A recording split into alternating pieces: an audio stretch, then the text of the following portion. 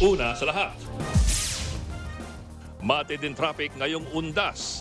Halos walang galawan ng mga sasakyan ngayong gabi sa NLEX. Bumper to bumper din ang traffic sa SLEX. Habang sa PTEX, dagsa na ang mga biyahero. Fully booked na rin ang ilang biyahe. Sa Manila North Cemetery naman, pahirapang hanapin ang ilang puntod na nilipat dahil matagal nang hindi dinadalaw. Ang ilan pang update sa Undas, alamin maya-maya lamang. Magandang gabi, Pilipinas. Sa Frontline tonight. Ginawang reversal sa dismissal order laban kay Senator Joel Villanueva kaugnay ng pork barrel scam inilabas na ng Ombudsman. AFP at Philippine Navy itinangging tinatago nila ang witness sa flood control scandal na si Orly Guteza. Interagency group na tututok sa pagbawi sa mga perang ninakaw mula sa flood control projects binubuo na. Ilang Pinoy, ikinuwento ang dinanas na pangmamaltrato sa scam hub sa Myanmar. May binugbog at tinusok pa ng payong sa dibdib. Rider na nag-counterflow, sumemplang at nagulungan ng dump truck sa Mandaue City, Cebu. At ang trick-or-treat ng libo-libong kabataan sa haunted house sa Dinalupihan, Bataan.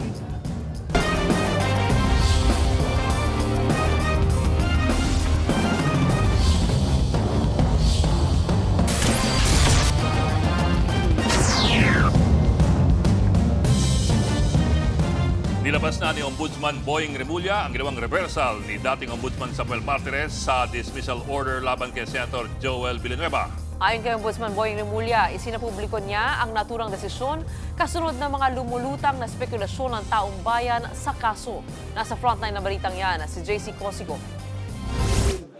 Ipinakita ni Ombudsman Boying Remulla ang kopya ng mga desisyon kaugnay ng 2016 dismissal order kay Senator Joel Villanueva. Nag-ugat ito nang i-dismiss ni dating Ombudsman Conchita Carpio Morales si Villanueva sa public service dahil sa umano'y pagkakasangkot niya sa 10 million peso PDAF scam noong siya'y kongresista pa lang. Naghain ng mosyon si Villanueva. At sa desisyon ni dating Ombudsman Martires noong 2019, binaligtad niya ang naunang desisyon ni Morales. Hindi raw napatunayang sangkot si Villanueva sa maling paggamit ng pondo ng bayan. Noong isang linggo, hihilingin sana ni Remulla kay Senate President Tito Soto na ipatupad ang dismissal order ni Villanueva. Pero hindi na ito natuloy dahil nagulat daw si Remulla nang malamang ibinasura pala ni Martires ang desisyon.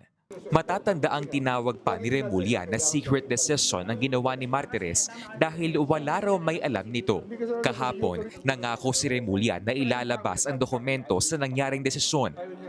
For the information lang, kasi nga people are speculating as to what is which and what is what. So it's actually public property. These are already decisions that are presumed to be valid. Una nang iginiit ni Villanueva na dismiss na ang kanyang kaso, paninira lang daw ang ginagawa sa kanya. Sa ngayon, nadidiin din si Villanueva sa flood control issue na dati na niyang itinanggi. Inirekomenda na ng Independent Commission for Infrastructure na sampahan ng kaso ang senador kaugnay ng mga maanumalyang flood control project.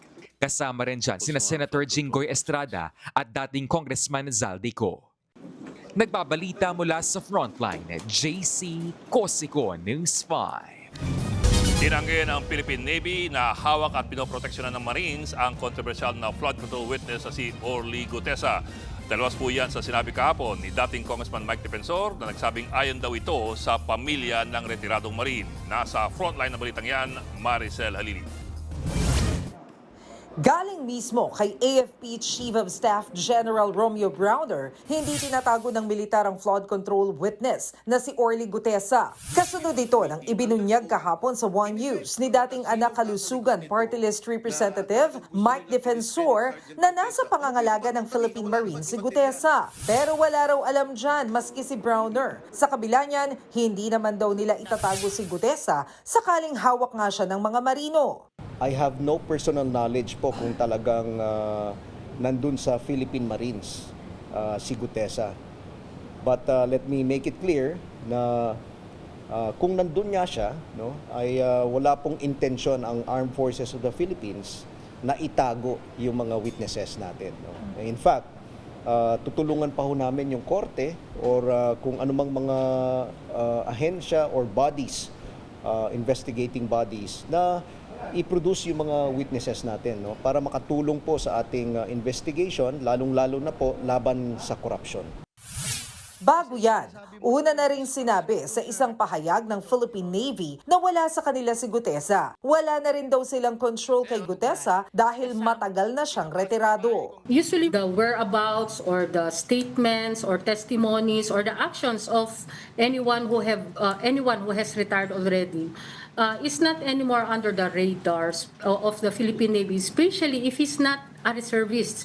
I would like to highlight that Mr. Gutesa is not a reservist because when he retired in June 2020, the law was not applicable to him. Maski nga si Senador Ping Lacson, sinabi na wala sa kustudiya ng Marine si Gutesa. Ayon daw yan sa isang Marine Commandant. Tanong pa ni Lacson, hanggang saan pa aabot ang mga panluloko? Wala pa namang sagot siyan si Defensor. Si Gutesa ang ipinakilalang witness ni Senator Rodante Marcoleta sa pagdinig ng Blue Ribbon Committee noong Setyembre sa maanumalyang flood control project. Siya ang nagsabing nag-deliver siya ng mali-maletang pera kina dating Congressman Zaldico at dating House Speaker Martin Romualdez. Pero itinanggi na nila yan pareho. Napag-alaman din ng Manila Regional Trial Court na pineke ang pirma ng abogado sa sworn statement ni Gutesa na binasa sa Senate inquiry. Ayon ito mismo sa abogadong nakapangalan sa pinanotaryo umanong affidavit ni Attorney Petchy Rose Espera. Dahil dito, ilang mambabatas na ang nanawagang imbestigahan ng Department of Justice si Gutesa. Nagbabalita mula sa Frontline, Maricel Halili, News 5. Tiniyak ng Independent Commission for Infrastructure na pinamamadali na nito ang pagbawi sa mga perang kinobra ng mga nangurakot sa mga flood control project ng gobyerno. Makakatulong daw dyan ang Statement of Assets, Liabilities and Net Worth o SALN ng mga government official. Nasa frontline ng balitang yan, si Gerard de la Peña. Nakipagpulong ngayong araw sa Independent Commission for Infrastructure o ICI ang mga miyembro ng Technical Working Group na binubuo ng iba't ibang ahensya ng gobyerno. Layunin nilang mabawi ang perang ninakaw mula sa flood control scandal. Isa sa mga importanteng kailangan natin gawin ay yung mabilis na pagbabalik ng pera na ninakaw sa mga kababayan natin. Very clear yung timelines and very clear yung mga gagawin ng mga iba't ibang ahensya para talagang mabawi na natin itong mga ninakaw na pondo ng mga kababayan natin. Isa sa mga tinitingnang hakbang ang civil forfeiture o pagkumpiska ng pamahalaan sa mga ari-arian na pinaniniwala ang galing sa korupsyon. Sa ilalim nito, ikukumpara ang SALN ng opisyal sa aktual na assets. Kapag mas malaki ang yaman kaysa sa idineklara, maaari nang magsampa ng civil forfeiture case ang Office of the Solicitor General. So when there's a disproportion between the amount in the SALN and the wealth that you see, then you can forfeit what is over and excessive. Mas mabilis daw ito kaysa sa criminal case dahil kita at assets lang ang kailangan patunayan. Sa ngayon, umabot na sa 5.2 billion pesos ang halaga ng mga ari-arian na napafreeze ng Anti-Money Laundering Council na pagmamayari ng mga opisyal at kontratistang sangkot sa kontrobersya. Pero ang 13 air assets na konektado kay dating Congressman Zaldico ang hindi pa napi-freeze. 3 rito, nasa Singapore at Malaysia na. Minomonitor natin dahil kailangan naman nilang mag-file ng mga flight plans. Pag may order na for feature, pupuntahan po ng kaapyan ng mga inspector natin at i-arrange natin ang lipad pabalik sa Pilipinas. Escorted ng mga flight inspectors. Samantala, inihahanda na ng Bureau of Customs ang auction ng 7 luxury cars na mag-asawang kontratista na sina Sara at Curly Discaya. 30 sasakyan ang hawak ng ahensya. Kasama riyan ang Rolls-Royce na nag-viral dahil binili raw ni Sara dahil natuwa siya sa payong nakasama nito. Marami nang nagpapareserve ng payong but accessory follows the principal, so nandun din yung payong. Sa November 15 ang auction at ila-livestream para masiguro ang transparency sa proseso. Nagbabalita mula sa Frontline, Gerard de la Peña, News 5. Muling inawagan ng ilang kongresista na kanselahin na ang passport ni dating Congressman Zaldico nang mapauwi na siya sa Pilipinas. Malabo na raw kasi nakusa siyang bumalik. Pero posible maging debate raw kung paano kakanselahin ang kanyang passport. Nasa frontline na balitang yan si Manan Enriquez.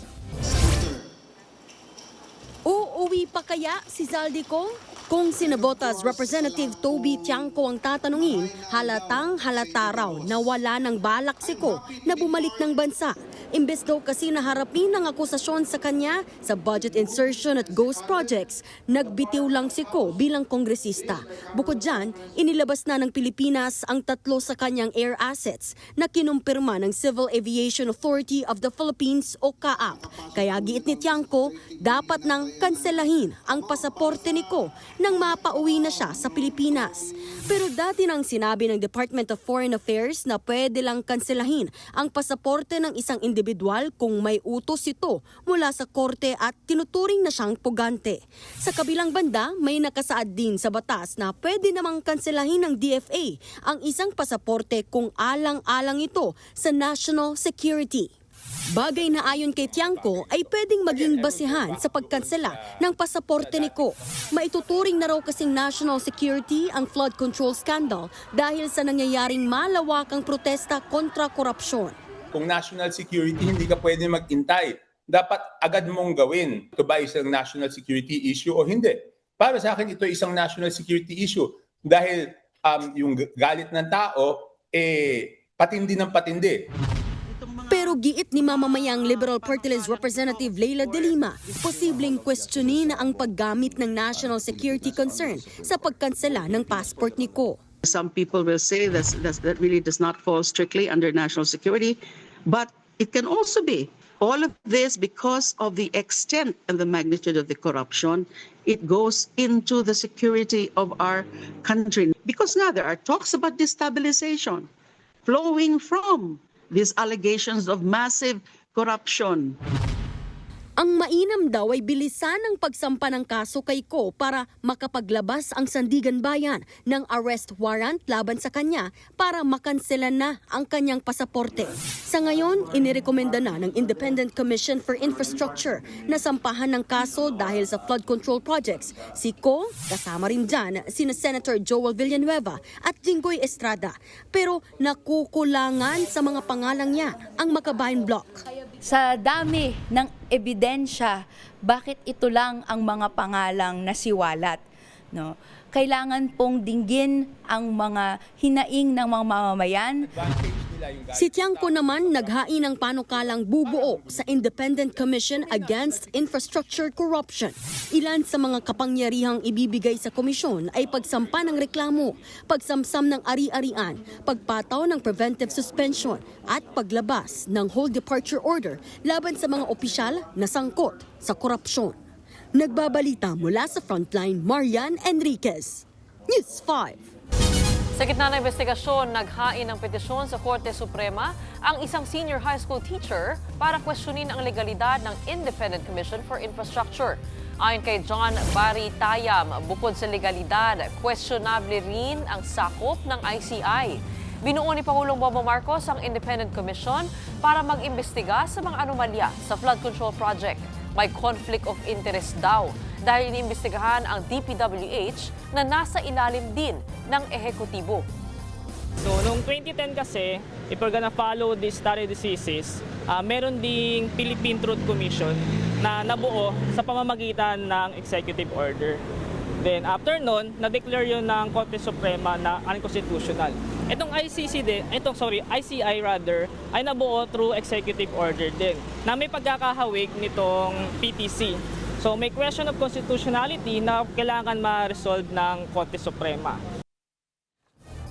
80 pamilyang nawalan ng tirahan sa sunog sa Quezon City. Ang ilang residente, tanging ang suot lamang ng mga damit ang nasalbang gamit. Nasa frontline na balitang yan si Dave Abuel. Nilamon ng naglalagablab na apoy ang ilang bahay sa barangay San Antonio, Quezon City. Agad rumisponde ang mga bumbero. Pasado 1:48 ng hapon kanina, sumiklab ang apoy. Umabot ng 2 oras ang pag-apula sa sunog. Sa drone shot, kita ang makapal na usok mula sa pinangyarihan ng sunog. Halos wala nang natira sa mga natupok na bahay. Gawa sa light materials ang mga bahay, kaya mabilis kumalat ang apoy. Ang ilang residente, walang naisalbang mga gamit.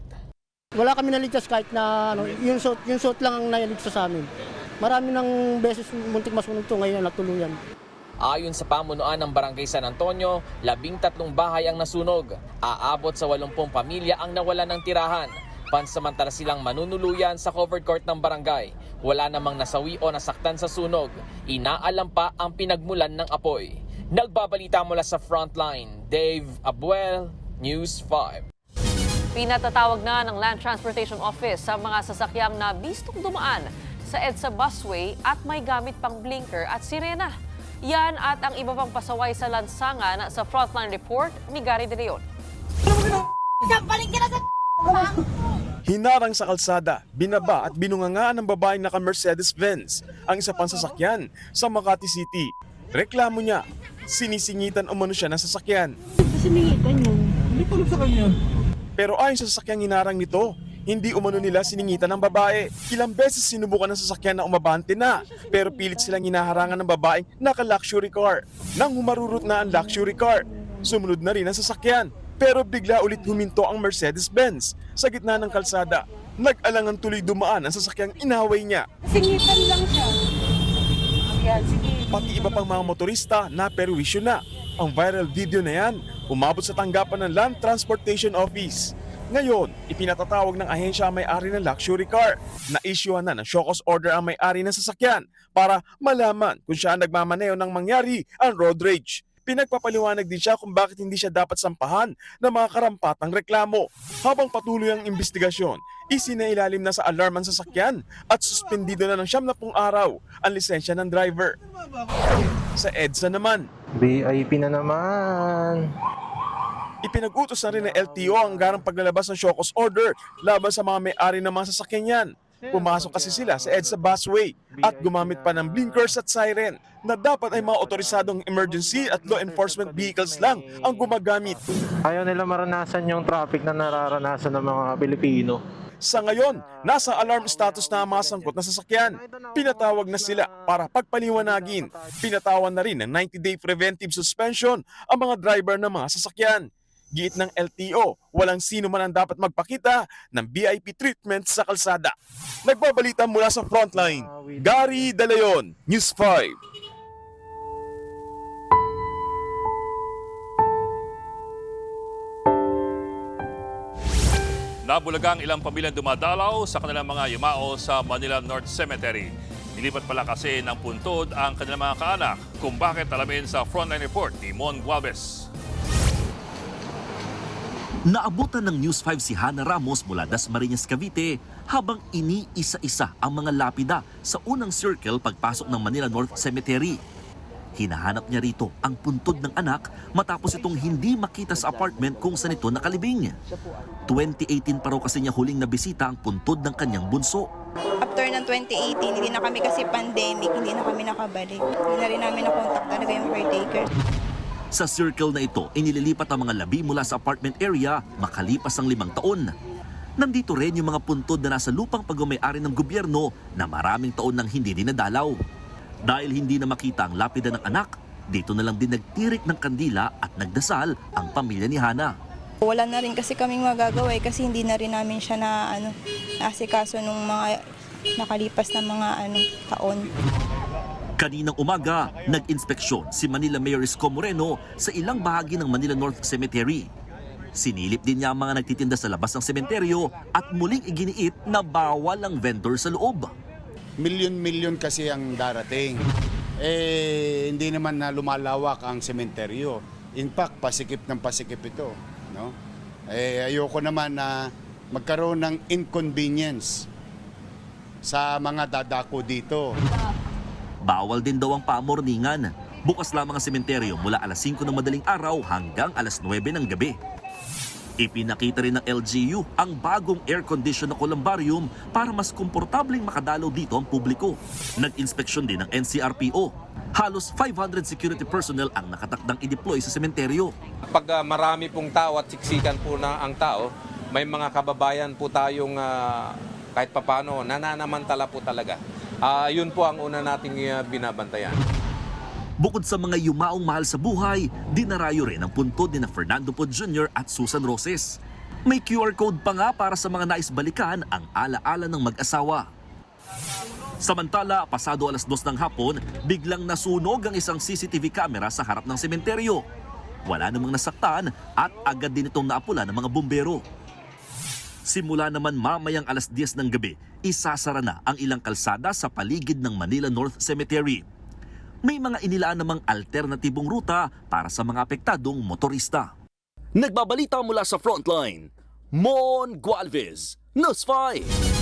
Dagsa pa rin sa PITX ang mga naghahabol na umuwi sa kanilang probinsya bago ang undas. Tiniyak ng pamunuan ng terminal na may mga nakahandang bus sakaling kulangin. Live mula sa PITX sa frontline ng balitang yan, si Faith Del Mundo. Faith, may mga pasahero pa ba dyan? Yes, Gretchen, dahil ngayong araw, yung huling araw ng trabaho, kaya naman dagsa yung bilang ng mga pasahero dito sa PITX o Parañaque Integrated Terminal Exchange. At sa mga oras na ito ay patuloy pa nga rin yung pagdating ng mga pasahero. Pero kumpara nga kahapon, mas madami yung pasahero ngayong araw pero hindi pa naman siksikan. And as of 10 p.m., nasa 187,000 na yung bilang ng pasahero dito sa PITX. Bago magsimula ang undas break, nagtungo sa PITX si Elena na pasursugon. 3 alagang aso at 1 pusa ang kasama sa biyahe. Kumuha rin siya ng extra seat para sa kanyang alaga. Wala po kasi mag-aalaga dito kasi may mga trabaho po yung anak ko. Balik-balik po. Kung nasaan po ako, kasama ko po sila. Prepare ko po yung mga kanilang kailangan po para sa travel, hindi po sila mangamoy po ba. Ayon sa pamunuan ng Parañaque Integrated Terminal Exchange o PITX, maaari namang magdala ng alagang hayop basta naka-diaper at nasa loob ng kulungan. Si Mang Tobias na uuwing pamatnog, nagbabaka sakali na makasakay. Nais daw niya sanang makadalaw sa sementeryo at maipagdiwang ang kanyang kaarawan sa ADOS. Akala ko mayroon ditong pwede mag-receive sila kagad ng ticket. Wala pala, kailangan pala talaga booking. Paano yan, sir, na hindi nakapag-advance? Di balik na lang. Pwede pa naman ako bukas dahil di ba 31 ngayon. Kaya pa naman habulin yan. Na lang ako ng mayroon naman mga close van. Sa bus line na ito, fully booked na ang advance booking ngayong araw hanggang bukas para sa biyaheng Paligaspi, Sorsogon at Naga. Pero dahil may nagka-cancel ng reservation, nakakakuha ng ticket ang mga chance passenger. Naghihintay pa rin daw sila ng extra bus na idadagdag. Nagpapasulat po kami ng mga chance passenger. Kung saan sila ang biyahe, once na may nagpark na po si bus, then may hindi tumuloy po na pasahero po doon, is tinatawagan namin sila po. Pagtitiyak naman ng pamunuan ng terminal, marami naman daw ang extra trips na nakaredy sakaling kulangin. May mga abang na tayong trips dahil dadagsahin tayo by tomorrow. Nakaantabay naman ng LTFRB if ever in case nakulangin yung supply natin. Kanina, may mga ilang naantala pa nga ang pagbiyahe dahil sa mga dala nilang ipinagbabawal na mga gamit. Gaya na lang ng mga canister na butane, gunting, kutsilyo, lighter at posporo. Nagpaalala ang pamunuan ng PITX na iwasan ang pagdadala ng mga bagay na mabilis lumiyab at mga bagay na matalim. Nagpapatuloy naman ang mga random drug test sa mga transport terminal. Higit 1,200 na mga public utility vehicle driver ang ipinatest mula sa Zamboanga City, Dipolog City, Pagadian City at Ipil, Zamboanga, Sibugay. 27 na driver ang nagpositibo sa droga. Ipapakumpiska sa LTO ang kanilang mga lisensya habang nagpapatuloy ang confirmatory test. Samantala, simula mamayang alas 10 ng gabi, pansamantalang papayagan ng MMDA ang mga provincial bus na dumaan sa EDSA hanggang 5 a.m. ng November 3. Ito ay bahagi pa rin ng inaasahang travel rush ngayong undas. Gretchen, paalala nga ng pamunuan ng PITX sa mga pasahero na bibili ng ticket o yung mag-chance passenger at mag-walk-in pa lamang na dumiretso na lamang doon sa ticketing booths at iwasan nga yung mga nag-aalok ng mga masasakyan na kolorum na sasakyan para na rin ito sa inyong kaligtasan. Gretchen. Sana nga makauwi sa tamang oras at panahon ng ating mga kapatid dyan. Maraming salamat, Faith Del Mundo.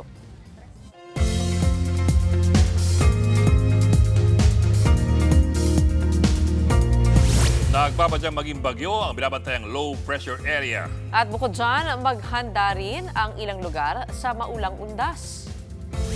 Higit 1 kilometro pa ang layo ng LPA sa silangan ng Mindanao kaya wala pa yang epekto sa atin. Pero ayon sa Pag-asa, tumaas ang tsansa nito na maging bagyo sa mga susunod na araw. Sa forecast ng Metro Weather, sa linggo po yan papasok ng Philippine Area of Responsibility kung saan isa na yang bagyo na tatawaging Tino. May tsansang matulak yan ng hanging amihan para kumilos pa kanluran at dumaan ng Visayas o ng Mindanao. Pero mataas pa ang tsansa na magbago ang forecast kaya manatiling alerto. Ayon pa sa Metra, may isa pang LPA na posibleng mabuo sa pagitan ng Palawan at Visayas. Yan ang posibleng magpaulan o magpapaulan bukas sa Mimaropa at Western Visayas. Posible ring umulan bukas sa ilang parte ng Ilocos Region, Central Luzon, Calabarzon at Bicol Region. Epekto yan ng Intertropical Convergence Zone. May thunderstorms din sa hapon sa Mindanao. Posibleng maulit ang pagulan sa araw mismo ng undas, kaya magdala ng payong. Magiging maulap naman sa Metro Manila bukas at sa undas. Pero maghanda pa rin sa biglaang ulan sa hapon.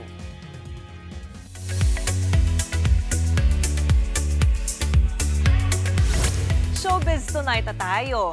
Embracing the 60s era ni kapatid star Dylan Menor para sa kanyang role sa Metro Manila Film Festival entry na Manila's Finest. Abot-abot din ang papuri niya sa lead star na si Piolo Pascual na super helpful daw sa kanya. Nasa frontline na balitang yan si MJ Marfori.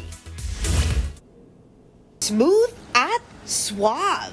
In character na inabutan ng News 5 si kapatid star Dylan Menor as policeman Efren Taguyunon. Nagpo-photoshoot siya para sa MQuest at Signal MMFF entry na Manila's Finest. I was on the 60s talaga kasi ang ganda ng production design, ang ganda ng set design. Mga lumang kotse, tapos lumang signages, tapos mga uniforms namin, very 60s, 70s. So, ang ganda. Old soul daw talaga ang harana pop heartthrob at bilang paghahanda, nanood daw siya ng classic Filipino film. Bonus din daw para kay Dylan na makatrabaho ang bida ng Manila's Finest na si Piolo Pascual. I actually asked him a few questions. Curious ako, like, he's been in the industry for so long, so I've asked for advice, tips, and kung ano yung mga pinaka-challenging movies na nagawa niya, yung mga ganong klaseng tanong. And he was very open, he was very, ang galing, he was very, ang bait. Bukod kina Piolo at Dylan, nasa Manila's Finest din sina Riga Peralejo, Ashton Olviga, Jasmine Curtis Smith, Cedric Juan, Kiko Estrada, Enrique Hill, at marami pang iba. Abangan ang Manila's Finest sa Metro Manila Film Festival ngayong Pasko. Nagbabalita mula sa Frontline. MJ Marfori, News 5. Ito ang isa pang dapat niyong abangan. Mapapanood na natin soon dito sa kapatid network si Korean superstar Ji Chang-wook. Para yan sa upcoming reality show na Kumusta. Nag-viral nga ito kamakailan nang maispatan sa Gangnam sina Jody Santa Maria, Francine Diaz, RC Munoz, Janela Salvador at Chef JP. Kasama ang OPA na nagsaserve sa pop-up cafe na Kumusta sa Korea. Abangan ang Kumusta sa first quarter ng 2026 dito lang sa TV5.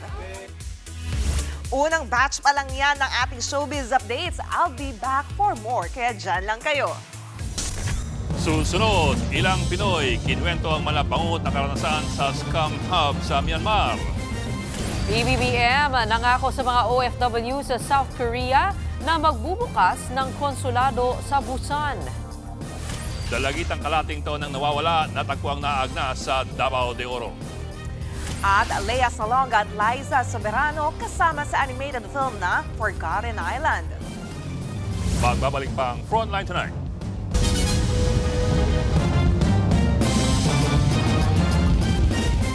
Mga kapatid, Ed Lingaw po, maging maalam at may pakialam sa mga napapanahong balita sa ating bansa.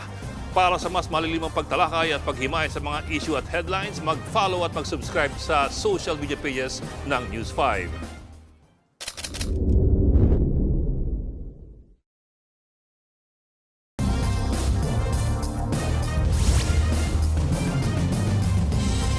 Live niyo po napapanood ang sitwasyon sa North Luzon Expressway ngayong gabi.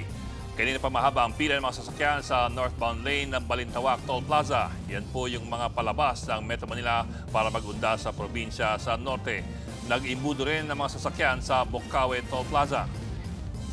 Lipat naman tayo sa South Luzon Expressway. Halos walang galawan ang mga sasakyan sa northbound lane sa may Bayanan, Muntinlupa. Yan naman po yung mga papasok na Metro Manila. Southbound lane naman ang traffic sa Calamba exit. Bukod sa dami ng mga motoristang uuwi pa Laguna, Batangas o Quezon, nakadagdag din sa traffic ang road widening na malapit lamang sa lugar. Mga kapatid, pasintabi po sa susunod nating ibabalita. Binugbog na siya, tinusok pa ng payong sa dibdib. Yan ang kwento ng isa sa mga Pinoy na nasagip mula sa malabangungot nilang Kalbaryo sa isang scam hub sa Myanmar. Ang iba naman pinapasquat habang may pasang galon ng tubig. Nasa frontline ng balitang yan, si Rainiel Pawid, exclusive. Sa videong ito na eksklusibong ipinagkatiwala sa News 5, kitang pinapasquat habang may pasan-pasan na galon ng tubig ang mga nasa scam hub sa Myanmar. 2 oras daw yan na iniinda ng mga pinarusahan dahil hindi nakakota sa pambubudol. May pagkakataon din daw na pinatatayo sila sa ilalim ng ulan. Kabilang sa nagtiis sa malabangungot na karanasan ang 23 anyos sa si Kyle. Naikwento niya yan sa tiyahin niyang si Mika. Yung boss nila, nagagalit sa kanila, tututukan po sila ng baril sa ulo. Opo. Tapos, kahit umuulan, umiinit, nakabilad po yan sila sa arawan, sir. Halos mabutas ang dibdib ni Kyle nang tusukin siya ng payong ng kanilang Chinese big boss dahil hindi nakakota. Pinalaman po ng pinaka-boss nila na nanghihingi siya ng tulong, ng rescue. Ayun po, sir. Kaya tinusok? Opo, tapos po, binubugbog siya. Lagi siyang may punishment, sir. Inilahad din daw ni Kyle kung paano nakarating sa Myanmar ang mga na-recruit sa scam hub. Mula na iya, inilipad sila pa Palawan. Pagdating sa Palawan, isinakay sila ng speedboat patawid ng Malaysia. Sa kuha ni Kyle, tanging isang lata ng sardinas ang kanilang pantawid gutom habang nasa laot. Sa Malaysia naman, lilipad na sila pa Cambodia at tatawid ulit ng Thailand at saka palang ibabiyahe sa Myanmar. Na-rescue na ng Myanmar military si Kyle at iba pang nagtatrabaho sa scam hub noong isang linggo. Sa tala ng Interagency Council Against Trafficking, 222 Pinoy na ang nasagip at naitawid sa Thailand. Inaayos na rin ang kanilang mga dokumento para sa repatriation pabalik ng bansa. Sa nakuhang map location ng News 5, makikitang nasa liblib na bahagi ng bundok nakatayo ang scam hub kung saan maraming Pinoy pa ang nagtatrabaho. Ayon sa source ng News 5, higit 100 Pinoy pa ang hindi nasasaklolohan mula sa iba't ibang scam hub sa Myanmar. Nagbabalita mula sa frontline, Rainiel Pawid, News 5. Nasa South Korea na si Pangulong Bongbong Marcos para sa APEC Summit. Pero bago yan, nakipagkita muna siya sa mga OFW at nangako magtatayo ng konsulado sa Busan. Nasa frontline ng balitang yan si Camille Samonte. Alas 4 ng hapon lumapag sa Gimhae, South Korea ang eroplano ni Pangulong Bongbong Marcos kasama ng Philippine delegation para dumalo sa 32nd APEC Economic Leaders Meeting. First agenda ng Pangulo ang harapin ang Filipino community sa Busan. Ito ang unang pagbisita ni PBBM sa South Korea at mainit ang pagsalubong sa kanya ng mga Pilipino. Sa kanyang speech, nagpasalamat ang Pangulo sa sakripisyo ng mga Pilipino sa South Korea na nag-abroad para sa kanilang pamilya. Dahil sa sipag ninyo, sa tapang ninyo, sa pagmamahal ninyo sa pamilya at sa ating bayan, wala na po kayong katulad. Kaya mula sa puso ko, maraming salamat sa inyong lahat. Huwag po natin kalimutan, patuloy nating itaas ang bandera ng Pilipinas. Binigyan diin ng Pangulo na mahalaga ang pagdalo niya sa APEC para magkaroon ng investment sa Pilipinas at maglikha ng mas maraming trabaho na lalong magpapadibay sa ating ekonomiya. Sinasabi po natin, pagka naayos po natin at mapagandahin natin ang mabutang Pilipinas, traveling abroad, working abroad will be a choice. Dahil gusto nyo, may magandang pwesto kayong nakita, pero hindi ibig sabihin, wala kayong mahanap na trabaho sa atin. Magbubukas na raw ang DFA ng konsulado rito sa Busan para hindi kailangan bumiyahe ng malayo para makapunta sa embahada sa Seoul. Maging ang SSS office ay magbubukas din daw dito sa Busan para hindi na mahirapan ang mga OFW sa pagproseso ng kanilang claim ng benepisyo at loan. Bukas pa opisyal na magsisimula ang sentro ng APEC kung saan magpupulong ang member states sa CEO Summit. Magkakaroon din ng bilateral meeting ang ating Pangulo kay Korean President Lee Jae-myung. Dito inaasahan na malalagdaan ang ilang declaration at statement na may kaugnayan sa artificial intelligence at cultural creative industry. Sa kanyang departure speech, binigyan diin ng Pangulo na tuloy ang laban kontra korupsyon at para tiyaking nagagastos ng tama ang bawat sentimo ng pondo. Tiniyak ng DPWH na naka-realign sa totoong market prices sa mga proyekto at babawasan ito ng hanggang 50%. Let me be clear. The quality of what we build will not be compromised. The only thing weakened will be corruption. This is the accountability that our citizens deserve. Nagbabalita mula sa Frontline, Camille Samonte, News 5. Bilang paghahanda naman sa mga lindol, nanawagan ng DILG sa mga lokal na pamahalaan na magsagawa ng infrastructure audit o pagsisiyasat sa mga istruktura. Giit ng ahensya, mahalagang matiyak ang kaligtasan ng publiko at mabawasan ang pinsalang maaaring idulot ng mga lindol. Bukod sa mga pampublikong building, gaya ng mga ospital, paaralan at opisina ng mga gobyerno, dapat din daw silipin ang mga pribadong istruktura. Dagdag ng ahensya, sa gitna ng mga mas tumitinding lindol, ang pinakamainam na depensa ay ang paghahanda.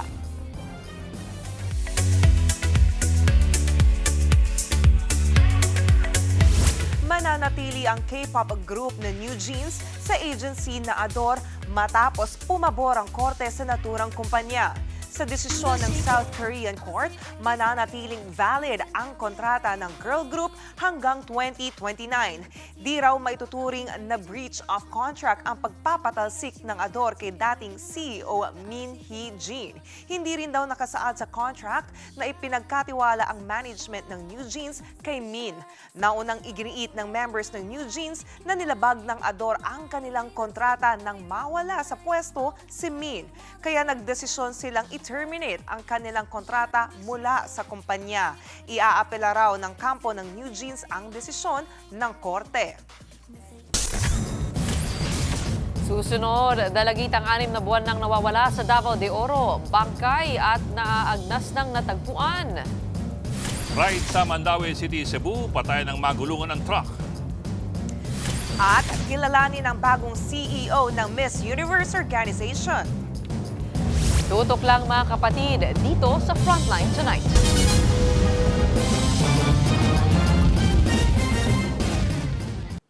Mga kapatid, Mean Los Baños po, huwag magpahuli sa mga balita at impormasyong dapat ninyong malaman.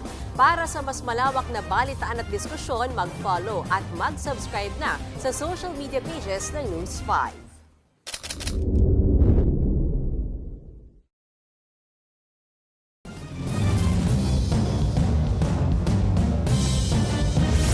Kuha po yan sa Hill Fernando Avenue sa Marikina kung saan nagpambuno sa gitna ng kalsada ang isang siklista at driver ng kotse. Binusinaan sila ng mga dumadaan na kotse. May mga lumapit para awatin sila pero ayaw nilang paawat.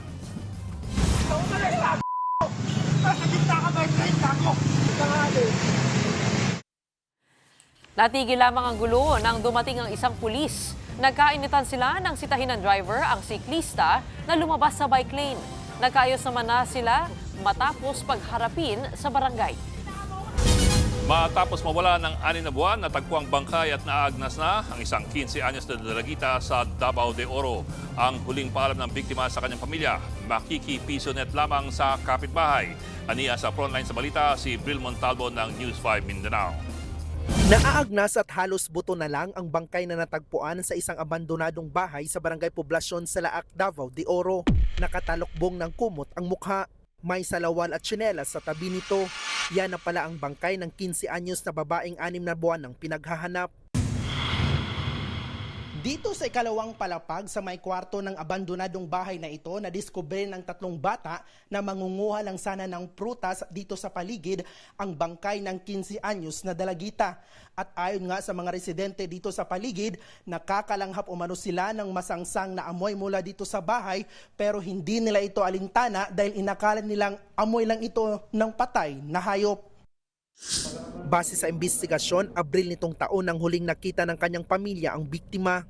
Nanghingi pa ito ng barya sa kanyang ina para makapagpiso wifi sa kapitbahay. Pero hindi na siya nakauwi. Din may nakakita na Sinundo daw na yung ano niya, yung siguro boyfriend ba yun or kasama niya. Panawagan ng ina ng biktima, hustisya. Ang kalibutan sa Trinidad. Para akong binagsakan ng mundo. Sakit yun kahit. Napakasakit talaga ng nangyari. Hindi ko alam kung anong aking nararamdaman. 4 ang persons of interest. Nagpapatuloy ang investigasyon at isa sa ilalim sa autopsy ang bangkay para malaman ang ikinamatay nito. Nagbabalita mula sa Frontline, Bril Montalvo, News 5, Mindanao. Patay ang isang rider matapos magulungan ng dump truck sa Mandawi City, Cebu.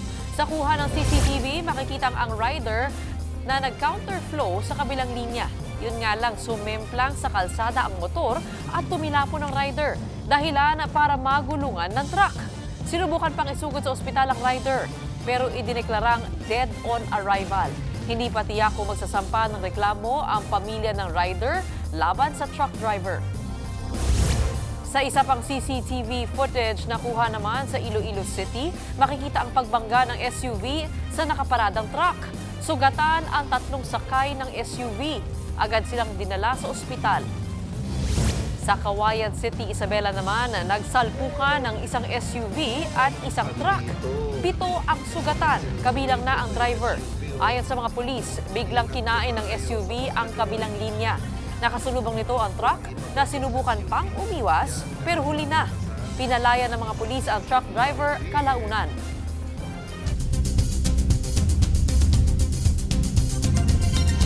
Apat ang namatay sa pananalasa ng Hurricane Melissa sa Jamaica. Nag-iwan ng matinding pinsala ang naturang bagyo, gaya na lang ng kuha ng video na yan kung saan winasak ng bagyo ang bubong ng isang hotel. Sa aerial footage na ito, kita ang mga nawasak na mga bahay at estruktura. Marami ring lugar ang wala pa ring kuryente. Bukod sa Jamaica, nanalasa rin ang Hurricane Melissa sa Haiti kung saan 25 ang patay. Binahang ilang kalsada bunsod ng pagulan. Lumikas din ang ilang residente at gumawa ng mga pansamantalang matitirahan na tahanan. Ayon po sa AccuWeather, ang Hurricane Melissa ang pinakamapaminsalang bagyong nanalasa sa Amerikas ngayong taon. Abangan ang nakaka-cute na trick-or-treat sa isang haunted house sa Bataan. At Alea Salonga at Lisa Soberano kabilang sa cast ng animated film na Forgotten Island.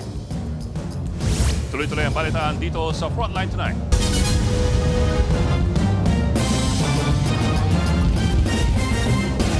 Mga kapatid, Jenny Alipon po, maging updated sa latest entertainment at lifestyle. Huwag magpahuli, mag-follow at mag-subscribe na sa social media pages ng News 5.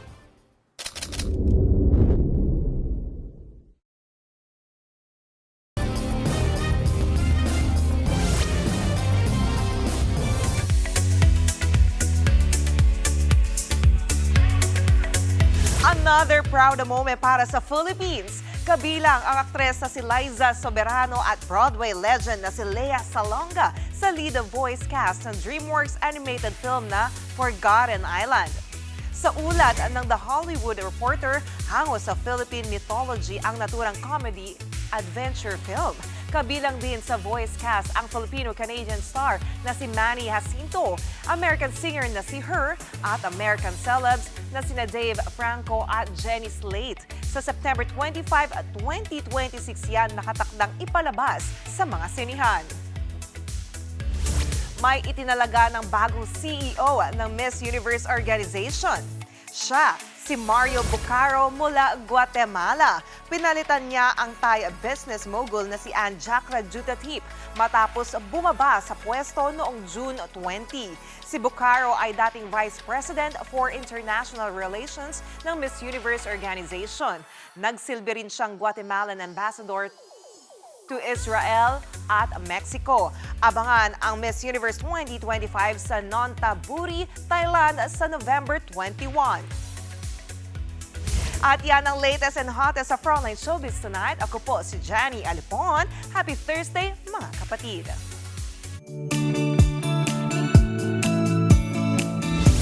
At para naman sa ating pabawang pampagood night, uso ang mga trick-or-treat ngayong Halloween. Pero ibahin po ninyo sa Dinulupihan Bataan dahil para itong fiesta. Sumugod ang 5,000 kabataan sa tinaguriang bahay ni Impo. Pero sa halip na katakutan, all smile sa mga pumunta. Na-costume pa sila. May mga manananggal at nag-ala superhero ng mga bata. Lahat nag-effort at nakaka-cute. Ginawa ito para magkaroon ng ibang pagtingin sa Halloween. Mixed feelings ako parang hindi ko alam. Alam mo, parang yung bagyo lang. Kanina, sobrang grabe yung pagbagsak ng ulan sa Quezon City. Pero yung pangalan ng bagyo, Tino. Di ba? Parang, ha? Parang gano'n din ito. Cute na nakakatakot. Parang... Pag-isipan ko muna yun. Sorry, matulog na kayo. Tapos na po yung balitaan. Some people might Gusto ko yung find it NR strange. tayo doon. Some people find it strange na you know, why do people dress up on Halloween? It's a Christian Uy, galit ang mga Christian dyan. Ano sasabihin yun? No. Dito. Demonic yan para sa kanila. Halloween is actually a Scottish word for Hallows Eve. It's the eve before All Saints Day. Hallow means holy. Sige, continue to dig your grave. Halloween nga, okay. Ang lalim. Ano masasabi mo, Johnny? Magpakatino na lang po tayo. Lahat. Okay na, pabila tayo. Yan po, 45 minutong paghimay sa malagang headlines. Balitaan at diskusyon para sa paghubog ng matalinong opinyon. Kami yung kapatid sa balitaan at sa public service. Sa ngalan po ni Mayan Los Baños, Oroseo, ako po si Gretchen Ho. Ako lang po si Adlingao, walang iwanan sa Frontline Tonight.